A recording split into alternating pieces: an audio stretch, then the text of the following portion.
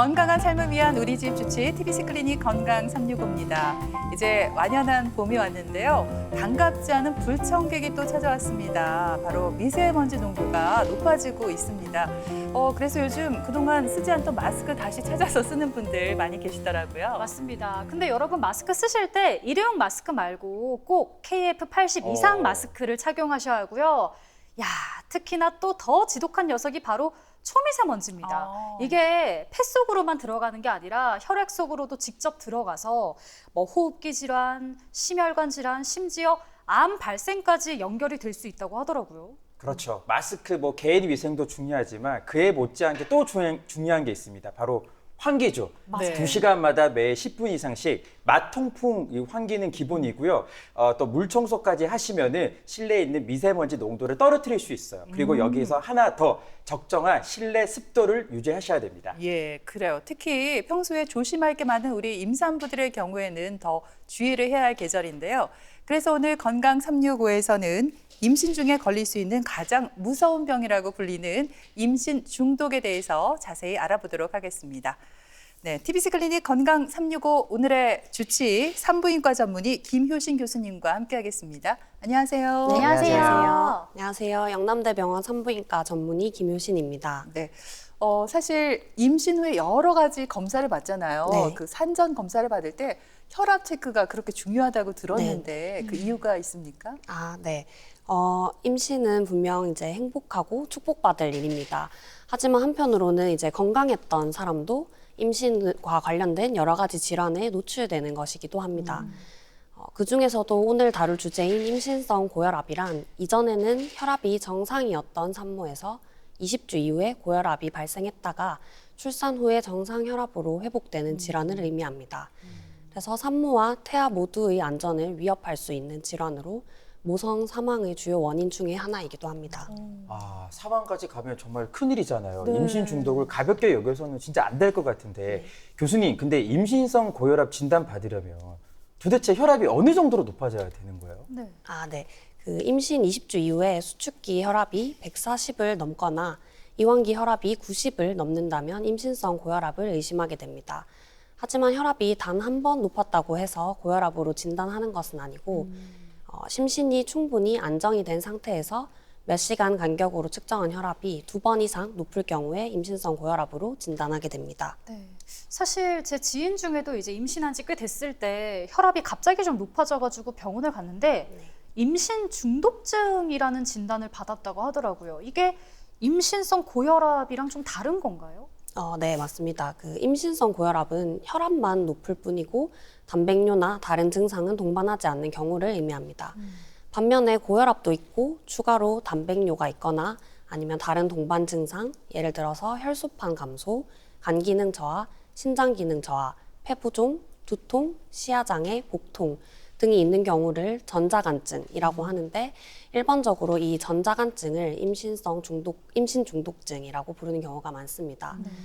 마지막으로 자간증이라는 것은 이 전자간증보다 더 악화된 컨디션으로 전자간증에 추가로 산모가 경련을 하는 것을 말합니다. 그렇군요. 보통 이 중독이라고 하면은 무언가에 좀 중독됐다, 커피 중독, 알코올 중독 이런 걸 생각했는데 그게 아니라 임신 중에 생길 수 있는 어떤 독한 증상이라고 생각해도 될 것 네, 같아요. 맞습니다. 예. 근데 이게 산모뿐 아니라 태아의 건강까지도 굉장히 영향을 미칠 것 같은데 임신 중독증은 왜 생기는 건가요? 아직까지는 이제 명확히 밝혀진 한 가지의 원인은 없고 복합적인 요인이 작용할 것으로 생각되는데 그 중에 하나가 태반의 발달 과정에 문제가 생겨서 발생되는 물질이 임신 중독증을 일으키는 것으로 알려져 있습니다. 이 물질들이 산모의 혈관을 손상시켜서 여러 필수적인 기관에 혈류가 잘 가지 않게 되면서 다발성 기관 손상이 일어나는 것으로 생각되고 있습니다. 그러면 임신 중독에 혹시 더 잘 확률적으로 걸릴 만한 산모가 있는지 너무 궁금해요. 그리고 왜 질환들도 그렇잖아요. 네. 보면은 유전적인 영향을 받는 경우도 있잖아요. 그렇죠. 임신 중독은 어때요? 네, 우선 임신 중독증의 위험 인자에 대해서 말씀드리자면 35세 이상의 나이, 비만, 전자간증이나 자간증의 가족력, 그리고 이전 임신에서 전자간증이 있었던 경우, 임신 전 당뇨나 임신성 당뇨, 그리고 고혈압이나 콩팥 질환, 자가 면역 질환이 있는 경우, 그리고 다태 임신 등에 해당된다면 임신 중독증이 발생할 확률이 증가하는 것으로 알려져 있습니다. 그리고 유전이 될 수 있는지 질문하셨는데 네. 임신 중독증은 어느 하나의 원인으로 생기는 것이 아니라 복합적으로 그러니까 유전적 소인이나 환경적 소인 등이 복합적 상호작용을 해서 발생하는 것이기 때문에 임신 중독증 자체가 유전이 된다고 말하기는 어렵지만 산모의 엄마나 자매가 임신 중독증이 있었다면 산모 본인에게도 발생할 확률이 올라가는 것으로 알려져 있습니다. 네. 임신 중독이 이제 혈압이 올라가는 거 말고 뭐 두통 증상도 있다. 아까 앞에서 좀 얘기를 해주셨는데 이거 외에도 또 주요 증상이 어떤 게 있는지 궁금하고요. 네. 그리고 임신 기간 중에 임신 중독이 유독 잘 발생되는 시기가 있을지 그것도 좀 궁금합니다. 네. 산모가 자각할 수 있는 주요 증상으로는 극심한 두통, 상복부 통증, 그리고 시야장애 등이 있습니다. 그리고 비교적 초기에 생길 수 있는 증상이 이제 몸이 붓는 부종이고 부종으로 인한 체중 증가, 그리고 소변량 감소 같은 것들이 관찰될 수가 있습니다. 네. 임신 중독증의 경우 혈관 내의 체액이 혈관 밖으로 빠져나가면서 부종이 생기게 되는데 그게 이제 함유 부종이라고 해서 이렇게 압력을 가해서 눌렀을 때 네. 누른 자국이 그대로 남아있는 그런 아. 부종이 잘 생길 수 있습니다. 네. 그리고 임신성 고혈압은 정의 자체가 임신 20주 이후에 발생하는 것이기 때문에 네. 임신 20주 이후에 혈압이 높아지고 네, 이제 악화돼서 임신 중독증으로 되는 시기는 사람마다 다릅니다. 근데 28주 이전을 의미하는 2, 3분기에도 혈압이 조절되지 않고 피검사 결과 이상이나 주요 증상 같은 것들이 나타나서 분만을 하게 되는 경우도 있습니다. 그렇군요. 참 증상이 다양하네요. 네. 저도 생각해보니까 아주 옛날 일이긴 한데 네. 이렇게 눌렀을 때 잘 안 올라와서 이게 뭐지 하고 걱정했던 네네. 기억이 나거든요. 근데 앞에서 또 얘기해 주셨듯이 시력에도 영향을 미친다고 했는데 이거 네. 왜 그런 건가요? 앞서 설명드린 것처럼 이제 여러 필수적인 기관에 혈액이 잘 가지 않게 되면서 주요 장기들의 기능이 떨어지는데 네. 이제 눈도 예외가 아닙니다. 특히 이제 시야 장애는 뇌 부종으로 인해서도 생길 수가 있고 네. 시야 장애는 심한 임신 중독증의 25%에서 발생할 수 있습니다. 그리고 앞서 산모의 경련이 특징이라고 설명드린 자간증 중에는 50%에서 발생한다고 합니다. 이제 앞이 뿌옇게 흐리게 보이는 시야 장애가 가장 흔하고 시야의 일부가 아예 보이지 않거나 눈의 초점이 갑자기 맞추기가 어렵다든지 네. 심한 경우에는 완전히 실명을 하기도 합니다. 어머나. 하지만 출산을 하고 나면 시간은 좀 걸리더라도 대부분은 회복이 되기 때문에 이제 너무 걱정하실 필요는 없고 안과 진료를 병행하면서 기다리시면 되겠습니다. 네. 맞아요. 또 임신을 준비하시는 분들도 나 임신 중독되면 어떡하지? 또 훌륭한 또 교수님도 계시고 선생님들 계시니까 맞아요. 너무 큰 염려는 안 하시면 좋을 것 같아요. 네. 맞습니다. 근데 증상 자체도 무섭지만 더 무서운 게 사실은 합병증이잖아요. 맞아요. 이게 태아에까지도 좀 영향을 줄 수 있는 위험 요소죠. 네, 네 맞습니다. 아주 다양한 합병증을 일으킬 수 있는데요. 특히 이제 주요 장기의 혈액 순환이 안 되면서 모든 장기가 영향을 받을 수 있다고 생각하시면 됩니다. 산모는 간, 콩팥, 심장, 눈, 뇌, 폐 같은 이제 주요 장기의 기능 이상이 생길 수가 있고 태반 조기방리나 분만 후에 이완성 자궁 출혈이 잘 일어날 수 있어서 그 대량 출혈로 인한 저혈량성 쇼크 그리고 혈액응고 장애 등 산모의 생명에 위협을 줄 수 있는 그런 합병증이 발생할 수가 있습니다. 또한 태반 기능이 떨어지게 되면 태아에게 산소와 영양분을 적절하게 공급하지 못하기 때문에 태아의 성장 지연이나 태아 곤란증 그리고 태아 사망에 이를 수도 있는 그런 질환입니다. 네. 사실 지금 교수님 말씀을 쭉 들으니까 임산부들이 얼마나 대단한가, 우리 엄마가 얼마나 그렇죠. 대단한 분인가 다시 한번 좀 느끼게 되는 것 같습니다. 엄마는 위대합니다. 진짜. 맞습니다, 진짜로요. 네. 물론 아빠도요. 아빠도 위대합니다. 다행입니다. 네. 저도 아빠거든요. 네. 아니 근데 이런 임신 중독에 대한 의심 증상이 있으면 이제 병원에 가게 되잖아요. 어떤 검사들을 좀 하게 될까요? 네. 우선 임신 중독증이 의심되는 경우에는 보통 입원을 해서 임신 중독에 대한 평가를 하게 됩니다. 우선 혈압을 자주 주기적으로 측정을 하게 되고 간 수치, 혈소판 수치, 콩팥 수치 같은 피검사와 24시간 소변 검사를 해서 단백뇨를 확인합니다. 또 증상에 따라서 폐부종을 확인할 수 있는 가슴 엑스레이 촬영을 할 수도 있습니다. 그리고 두통, 시야장애, 상복부 통증, 체중 증가 등의 증상이 있는지를 또 면밀히 관찰을 해야 합니다. 네. 또한 임신 중독증은 갑자기 심각한 상황으로 악화될 수 있기 때문에 태동 검사를 통해서 태아 상태를 계속 확인하고 초음파를 통해서 태아 체중, 양수량, 태아 스트레스를 확인할 수 있는 그런 지표들을 자주 검사를 하게 되고 응급 상황에 즉시 분만이 가능하도록 준비를 하게 됩니다. 네. 그리고 앞에서 말씀해 주신 여러 가지 위험 인자가 있는 분들은 나한테 임신 중독이 올지 굉장히 걱정되잖아요. 그 미리 알 수 있는 검사 같은 건 없습니까? 네, 있습니다. 오. 진단 정확도가 높지는 않지만 단기간 내에 임신 중독증이 발생할 확률을 예측할 수 있는 검사가 있습니다. 임신 중독증의 경우에 이제 태반이 발달되면서 이제 그 과정에 이상이 생기는 거라고 아까 앞서 설명을 드렸는데 네. 태반 내에 있는 혈관이 만들어졌다가 없어졌다가 하는 그런 리모델링 과정을 계속 거치게 됩니다. 이런 과정으로 인해서 혈관 형성 인자와 혈관 형성을 억제하는 인자, 간의 불균형이 생기게 됩니다. 네, 그래서 이 산모 혈액에서 이 비율을 검사하면 1주 이내 및 4주 이내에 전자간증이 발생할 확률을 예측할 수 있습니다. 이 검사는 임신성 당뇨 검사처럼 모든 산모에서 시행하는 검사는 아니고 위험 인자를 가진 환자에서 임신 중독증이 의심되는 경우에 시행해 볼 수 있습니다. 현재 건강보험 급여 기준은 임신 20주에서 34주의 산모에서 다음 6가지 조건 중에 하나 이상의 조건을 만족하는 환자에게 50%의 선별급여를 지급하고 있습니다.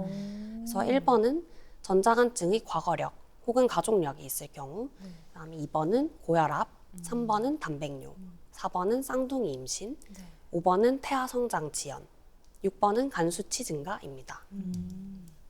임신했을 때 뭐 말씀해주신 대로 여러 가지 뭐 검사라든지 아니면 준비해야 될 것들이 많지만 또 하나 중요한 게 사실은 어떻게 약을 쓰느냐도 참 중요한 것 같거든요. 사실 제 아내도 진짜 피부 소양증 때문에 약 하나 먹으면 낫는데도 약을 못 썼어요. 무슨 일. 그래서 참 안타까웠던 기억이 나는데 임신 중독 때는 더 좀 신중하고 조심스럽게 치료에 접근을 해야 될 것 같아요.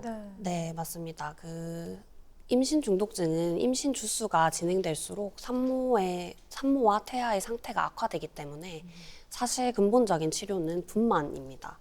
임신을 유지하면서 임신 중독증을 치료할 수 있는 방법은 없습니다.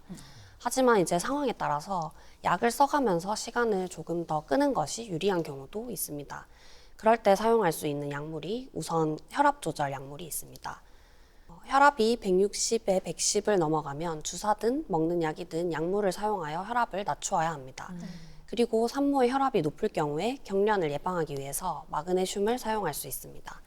그 외에도 조산의 경우에는 태아 폐성숙을 위해서 스테로이드 주사를 맞게 됩니다. 지금 뭐 주사나 약물을 사용한다 이렇게 얘기를 해주셨는데 사실 임신 중에는 약물 복용 진짜 조심스럽잖아요. 네. 근데 이렇게 혈압약을 복용하면은 태아에게 혹여나 좀 영향을 미치진 않을까요? 네, 산모분들도 많이 하시는 걱정인데요. 혈압약 중에 이제 산모가 사용하기에 안전하다고 알려져 있고 많이 사용되고 있는 약 종류가 있습니다. 그래서 이제 임신 전에 고혈압을 앓고 있던 분들도 임신이 확인되면 주치의가 약을 바꾸는 경우도 있을 것입니다. 그래서 하지만 혈압을 과도하게 낮추게 되면 자궁으로 가는 혈액의 양이 줄어들어서 태아에게 해가 될 수도 있기 때문에 반드시 주치의와 상의해서 조심스럽게 사용을 해야 합니다. 네. 그리고 이렇게 치료를 해도 잘 낫지 않을 때는 근본적인 치료 방법인 출산을 해야 하지 않을까 그런 생각도 드는데 또 조산을 하게 되면은 아이에게도 아무래도 안 좋은 영향을 미치겠죠. 네. 그것도 마찬가지로 이제 산모분들께서 많이 걱정하시는 부분인데 우선 이제 교과서적인 걸 설명을 드리자면 교과서적으로는 전자간증은 37주에 그리고 중증인 전자간증은 34주에 분만하는 것을 권장하고 있습니다. 34주 이전의 경우에는 산모와 태아의 상황을 고려해서 이제 분만을 결정하게 됩니다. 산모분들은 지금 증상이 없거나 아니면 증상을 참을 만한데 꼭 지금 분만을 해야 할까 며칠만이라도 더 끌 수 있지는 않을까 하는 생각이 들 수도 있습니다. 하지만 임신 중독은 몇 시간만 해도 갑자기 악화될 수 있는 질환이기 때문에 골든타임이 있다고 생각합니다. 만일 즉시 분만을 해야 하는 상황에서 더 끌게 된다면 아기뿐만 아니라 산모도 지키지 못하는 상황이 될 수 있습니다. 만삭을 채우는 게 좋다는 것은 이런 합병증이 없는 임신의 경우에 해당하는 말입니다. 그래서 자궁 내 컨디션이 좋지 않을 때는 만삭까지 아기를 품는 것에 큰 의미를 두실 필요는 없습니다. 안전할 때 빨리 꺼내서 아기를 케어하는 것이 아기를 위해서 최선의 방법이라고 설명을 드립니다. 말씀해 주신 대로 임신 중독의 가장 좋은 치료는 이제 출산이라고 하셨잖아요. 네. 그나마 좀 다행이긴 한데 네. 그러면 저도 좋은 질문 하나 여기서 좀 드릴게요. 스스로? 판단해 주세요. 스스로. 이렇게 출산하고 나면 교수님, 그러면 혈압도 제정상으로 돌아오고 그렇죠. 몸이 좀 증상들이 있었던 게 이제 없어지는 거 아닙니까? 네네. 네, 맞습니다. 좋은 질문입니다. 좋은 질문 아니었던 것 질문입니다. 네네. 좋은 질문 감사합니다. 네, 임신성 고혈압의 정의 자체가 출산 후 12주 이내에 정상 혈압으로 돌아오는 것을 의미합니다. 그래서 임신성 고혈압이 맞다면 출산 후에 혈압이 정상화됩니다. 대부분은 즉시 떨어지지는 않아서 고혈압이 지속될 경우에 혈압약을 복용해야 할 수도 있습니다. 또 함께 나타났던 다른 증상들도 출산을 하고 나면 신기할 정도로 드라마틱하게 좋아집니다. 네. 다만 이제 임신 중독증을 진단받았던 환자의 경우에는 추후에 만성 고혈압이나 이제 심혈관계 질환을 진단받으실 확률이 2배에서 10배까지 보고되고 있기 때문에 그 후에도 생활 습관 개선이 필요하고 이제 빨리 질병을 발견해서 치료할 수 있도록 주기적인 건강 검진을 받으시는 게 좋습니다. 물론 이제 뭐 고혈압이나 그렇게 될 확률이 있긴 하지만 출산하고 나면은 그게 언제 그랬냐는 데 괜찮아진다는 게 네, 맞습니다. 참 사람 몸이 신기하다는 생각도 들고요. 근데 이제 여기서 제가 좀 궁금한 건 만약에 임신 중독증이 있다면 자연분만은 좀 힘들 것 같아요. 제왕절개를 해야 되지 않을까요? 네. 임신 중독증이라고 해서 꼭 제왕절개를 해야 하는 건 아니고 여러 네. 가지 상황을 따져보고 이제 결정을 하게 됩니다. 고혈압이 너무 심해서 혈압약이 효과가 없거나 아니면은 태아 상태에 이상이 생겼다면 이제 빠른 분만이 필요하기 때문에 즉각적으로 제왕절개를 하게 됩니다. 하지만 혈압이 조절이 잘 되고 태아 이상이 없다면 자연분만을 시도해 볼 수 있습니다. 단 주수가 어리거나 태아가 많이 작을 경우에는 몇 시간에 걸친 자연분만 과정에서 아기가 또 스트레스를 받는 일이 있을 수 있기 때문에 네. 처음부터 제왕절개를 추천하기도 합니다. 네, 그렇군요. 앞에서 그 임신 중독의 위험 인자가 있는 분들은요, 미리 좀 가서 검사를 받아보는 게 좋겠고, 또 애초에 임신 중독증을 예방할 수 있는 어떤 관리 방법이 있다면 알려주세요. 네. 사실 많지는 않은데요. 우선 임신 전이랑 임신 중에 산모분이 관리할 수 있는 것으로는 체중 조절이 있습니다. 체중 조절 힘든데요? 맞습니다. 높은 체질량 지수는 직접적으로 임신 중독증의 위험도를 높이기 때문에 체중 관리를 잘 하는 것이 도움이 됩니다.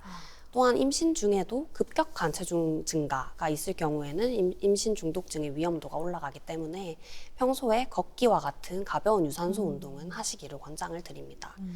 그리고 당뇨 산모의 경우에는 당 관리가 잘 됐을 때 임신 중독증의 위험을 낮출 수 있는 것으로 알려져 있기 때문에 당 관리를 잘 하는 것 또한 도움이 될 수 있겠습니다. 네. 그리고 저도 사실은 한 8년 전입니다만 그 예비 아빠 할 때 공부 엄청 열심히 했거든요. 네. 그때 다독였어요, 교수님. 네. 제 기억으로는 되짚어 보자면 우리 산모에게 또 좋은 게 임신했을 때 비타민 E나 D를 이제 섭취하는 것도 중요하고 네네. 그리고 아스피린 복용도 중요하다라고 네. 제가 공부를 했었거든요. 네, 맞습니다. 오. 네, 비타민 E는 아직까지는 이제 효과가 있다는 결론의 연구도 있고 효과가 없다는 결론의 연구도 있어서 그 효과에 대해서는 좀 논란의 여지가 아직은 있습니다. 네, 비타민 D 같은 경우에는 말씀하신 것처럼 부족할 경우에 임신 중독증을 비롯한 여러 가지 합병증을 일으킬 수 있기 때문에 필수로 이제 복용을 해줘야 합니다. 그리고 한국인은 거의 다 비타민 D 부족이기 때문에 네. 임신 시 필수 영양제로 설명을 드리고 있습니다. 그리고 아스피린은 이제 요즘에 임신 중독증의 위험 인자를 가진 산모들 중에서 적응증에 해당되는 경우에 저용량 아스피린을 임신 초기부터 분만 시까지 이제 복용하도록 권장하고 있습니다. 임신 중독증의 과거력, 쌍둥이 임신, 그리고 고혈압, 당뇨병, 신장질환, 자가면역 질환 중에 한 가지라도 만족하면 적응증에 해당되고 35세 이상, 첫 임신, 비만, 전자간증의 가족력 등의 위험 인자를 2가지 이상 만족해도 적응증에 해당됩니다. 네. 사실 임신을 하면 안 그래도 좀 불안하고 예민할 수가 있는 시기인데 거기다가 임신 중독증 진단까지 받으면 더 산모가 심적으로 좀 힘들지 않을까 이런 생각을 해봅니다. 주변에서 좀 도와줄 수 있는 부분이 있다면 어떤 게 네. 있을까요? 네. 임신 중독증의 경우에는 제대로 관리받지 못하면 산모와 태아 모두 위험해질 수 있기 때문에 가족들의 협조가 꼭 필요합니다. 특히 이제 체중 조절이나 식이 관리도 잘 해줘야 하는데 만약에 이제 남편이 옆에서 매일 밤마다 야식으로 이제 기름지거나 짠 음식을 먹으면 이제 산모분도 당연히 힘들겠죠. 맞아요. 네, 그래서 네. 제 이야기라서 깜짝 놀랐습니다. 네네. 너무 힘들죠, 그러면. 네. 네, 그래서 이제 건강한 음식을 같이 먹고 그다음에 식사 후에는 운동도 같이 해주시고 네. 하면은 실제로도 도움이 많이 되고 산모분이 이제 심리적으로도 안정감을 많이 느끼실 수 있습니다. 네. 그리고 가끔 입원 치료를 해야 되는 상황인데도 첫째 아이 때문에 입원을 못 하겠다 하시는 분들도 있거든요. 네. 네, 그럴 때 이제 가족분들이 협조를 해주시면 참 좋을 것 같습니다. 네, 그렇군요. 마지막으로 지금 임신을 계획하고 있는 분들이나 또 혹시 임신 중독으로 인해서 힘든 분들이 계실 텐데 네. 드리고 싶은 말씀 있으면 전해주시죠. 네, 알겠습니다. 우선 꼭 말씀드리고 싶은 것은 이제 35세 이상의 임신이 전체 임신의 40% 정도를 차지할 정도로 많아졌는데요.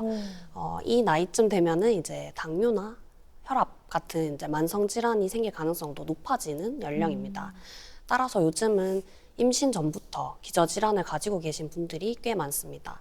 이런 고위험군에서 임신 합병증을 낮추기 위해서는 가지고 계신 기저질환을 임신 전부터 잘 조절하는 것이 중요하다는 것을 기억해 주셨으면 합니다. 그리고 이제 마지막으로 임신 중독증을 포함한 고위험 임신으로 힘들어하는 산모분들께 드리고 싶은 말씀은 이제 지나간 과거를 계속해서 후회하고 자책하지 마시고 그것보다 중요한 것은 지금부터 할 수 있는 일에 집중하는 것입니다. 네, 그래서 산모분과 태아의 안전을 누구보다 바라고 있을 주치의 선생님의 지침에 잘 따라주시고 산모분께서 해야 하는 것은 이제 오늘 말씀드린 그런 증상이 있거나 태동이 감소한다든지 컨디션이 평소와 다르다고 느껴질 때 꼭 병원을 방문해서 검사와 진료를 받는 것입니다. 네, 산모분들의 안전한 출산을 진심으로 기원합니다. 감사합니다. 그래요. 임신 중독증 우리가 충분히 극복할 수 있겠죠. 네, 예. 맞습니다. 그래요. 지금까지 이 시간 도움 말씀에 산부인과 전문의 김효신 교수님께서 수고해 주셨습니다. 오늘 말씀 잘 들었습니다. 네, 감사합니다. 고맙습니다.